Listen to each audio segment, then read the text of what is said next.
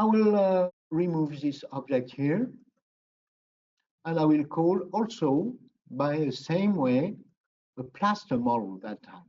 Plaster STL file issue from the CBCT on the mandibular. I will do the same job. Well, the color here is gray. I will change it. Why not this color here? And I will align to the CBCT. How to align? We have a special icon here. On the top here, this is our STL issue from the plaster.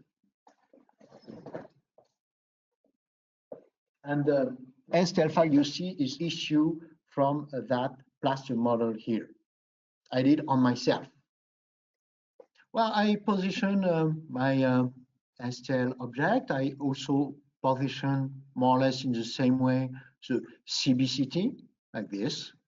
First, I synchronize the movement.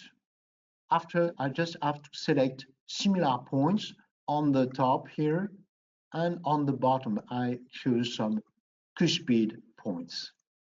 1, 2, 3, 4, 5, 1, 2, 3, 4, 5, okay. And then next point. Now you see that the 3D object is aligned.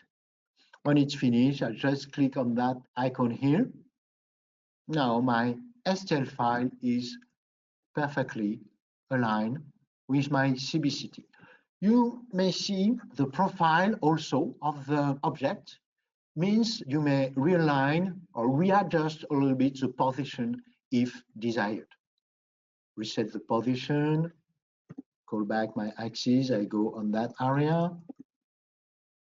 I go in the desired area where I will work, I will create a surgical guide. Oh, maybe I have to realign a very little the position. Means my object, like we did with the crown, I realign, you see, smoothly my position.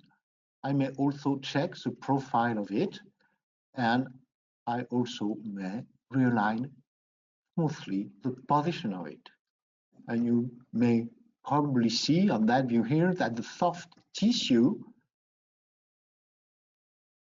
are in contact with the profile of my STL file. While it is now aligned, the next step is to create a surgical guide. First, I go on the 3D view here, and I select drill guide.